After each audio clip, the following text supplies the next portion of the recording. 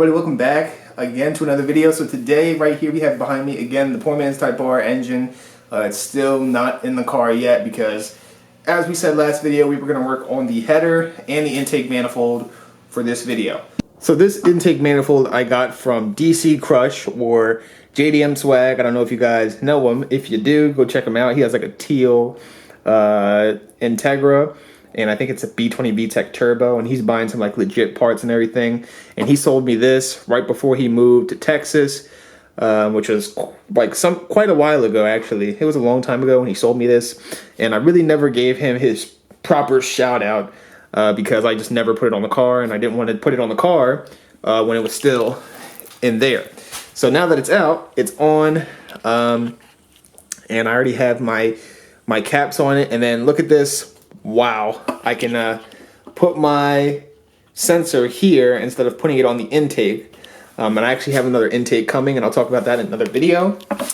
But this is what we're looking at right now. So we got the Skunk Tube Tuner ones in here, Type R intake manifold, and a new intake that's coming soon. So the only thing left to do is I'm gonna get my angle grinder and try to cut this thingy because it just won't come off. This stubborn bolt, or the stubborn nut I should say, for some stupid reason it just wants to stay on the stud. So I'm gonna try one more time to get it out.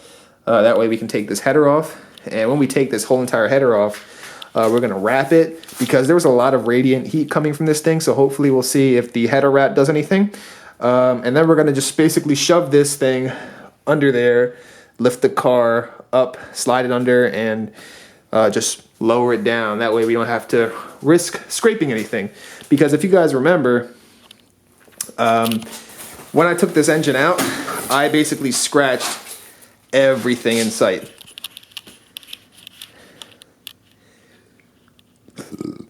All of that was scratched, everything was beat up and bent, and it was terrible.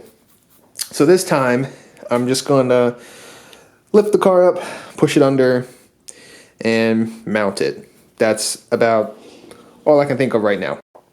Okay, today is the next day. The intake manifold is all bolted down. Don't got to worry about that anymore. We still got to worry about that breather box to make sure there's no play in it. But I'll go to Home Depot another day and get a smaller bolt. That way it doesn't shimmy as much. Distributor is now on. Everything is done. And I finally got a rotary tool right here from Harbor Freight, and I got a cutoff wheel, and I tackled this stupid nut, and it was a lot harder than I thought it was. It kind of fell into pieces all down here, but I had to cut it in like several places, and it eventually gave way when I cut it from underneath. But this thing was so hard to get out, it was ridiculous. But I finally got it out, thank God. And now I can take off this header. So what I'm going to do is I'm going to jack up, or actually lift up this whole entire engine, take off the header. That way we can just kind of wrap this another day. And we're going to try to see if we can take out all of these studs because these things are just terrible, and I hate them a lot because, well, they're all rusted. So let's take this thing off and do some work. Alright, so finally I got the stud out with a stud extractor from Advanced Auto. So now that that's out, I'm going to put this in here, and basically we're just going to slide it underneath and just mock everything up so that way we don't scratch anything. Alright, here's the hoist. I was going to just lift it up, but then apparently I was told you can't do that. So I watched some videos online, and I saw this, and I was like, hey, let me try that. And then I realized that don't work because the jack, well, it's not going to clear right here. So I'd have to lift the jack stands all the way up. I might actually try that in a second and then slide it under. And if that doesn't work, I'm just going to do it the old school way. So we'll see what happens. Okay, I was going to slide it underneath, but apparently I had to take out the intake manifold, and that wasn't happening because I'm not going to sit there and reach all under the engine trying to do that. Nope, that's out. So we basically just put it on the hoist and lowered it down slowly. It was a little easier than I thought it was going to be. I guess last time what I did was I had the jack stands too high and I couldn't clear anything, so I lowered the jack stands all the way to the ground, and basically took out the beams that hold it in, and that way I was able to clear the rad support and lower it perfectly in. The only place we scraped it at was, I think, like right here. You can't even see it. It's like right there, and then the other spot we scraped it, which was kind of my fault, was right there on the mount. So it is what it is. It looks so clean. Look at that, man. That's that's so cool. That's gonna look so good when everything's done. I can't even believe the engine's back in. I didn't think I was gonna do this today, but I did. So I have the mounts over there. So what I'm gonna do is take like a 5-minute break. Oh wait, that's the coolant hose. There we go. So I'm gonna take a 5-minute break, go eat something, and then we're gonna put the mounts in and bolt everything up and just have it sitting in the engine. So here we go. All right, fast forward like, I don't know, like 3 or 4 days, and the engine is in my car right now, all bolted up. The hoist is actually back there. It was a lot more difficult than I think I made it. It was really hard to get it in here alone. It actually needed my brother's help to help me like adjust the engine so I can get the T-bracket in. But basically, what I ended up doing was I think I was trying to like readjust this engine for like 4 or 5 hours, and then eventually, I don't know what made me do this, but like I grabbed like the intake manifold and started rocking the engine forward and backward to try to get the T-bracket to line up, since I have the Integra mount as a rear mount, and you just like grease it up, so it's impossible for me to put on the rear mount without like shaving some of it off to make it more loose. So I basically just started rocking the engine back and forth, trying to line that one bolt up through the transmission. And I finally saw it, and I was like, oh my God, I need to grab the engine and have somebody hold it while I put in the bottom bolts. So I have my brother come on out.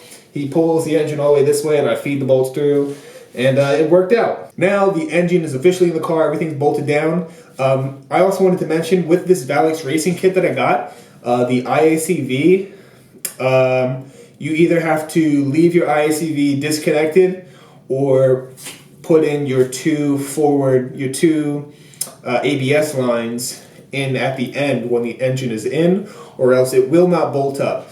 I was trying to sit here, and when I first put the engine in, I was trying to get it in the engine and have everything line up, but it kept hitting those custom ABS lines. So that's just a heads up for you guys. So I'm gonna go ahead and show you the engine right now as it stands. All right, and here it is. So we got the poor man's Type R right here, officially a poor man's Type R engine. We got the Type R transmission, we got the Type R pistons, we got a GSR block, which is basically the same thing as a Type R block, the Bear block.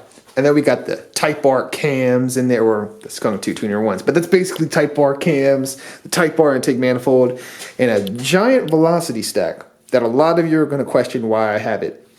So the reason why I got this is because, well, I got a bigger intake manifold, I got bigger cams, might as well get a bigger fuel or a bigger air, I guess get a bigger air intake. So a lot of you are going to say, well, this whole velocity stack's just going to give you more warm air. Oh, here we go, So I basically am going to create something that constantly delivers cool air to this intake. So down here is going to be a tube, and it's going to route all the way back there, up there, through that hole, and I'm going to have like something to mount it right here, so that way it's just constantly giving it cool air from right here. So I'll never have to worry about, these coolant hoses and the header giving it just warm air. So that's why I got this. And I mean, it kind of looks cool, right? Kind of. I guess. I also got bigger injectors, so that's why this isn't on yet. I'll save that for another video though. This is pretty much the end of the video, just me showing you the engine in the car. It was not easy, but I managed to do it mostly by myself, which I mean, I guess most people should be able to put this in by themselves, but it was my first time by myself doing it. So yeah, definitely a learning process. And I tried my best not to scratch everything up, but guess what? I did. It was constantly banging against there. I scraped it down there, but you know what? This ain't a show car, man. This ain't a show car, bro. So it's whatever. So I think that's where I'm gonna cut the video. This is, I guess, your update as to what's been going on and why I haven't really been uploading a whole lot. I'm starting to kind of fall out of the YouTube thing only because I'm starting to see stuff that I don't like, and I just really don't want to be a part of that. So I'm going to kind of fall back a little bit. I got some other stuff I'm working on right now. So yeah, I mean, I'm still going to be making videos, but just not as much as I used to. So this is the end of the video. Hope you guys have enjoyed me putting all this crap in my engine and making the car overall look clean. I know a lot of you guys are going to say, you got to get a new hood or, clean it up. I'm working on it. Something's coming. So stay tuned for that.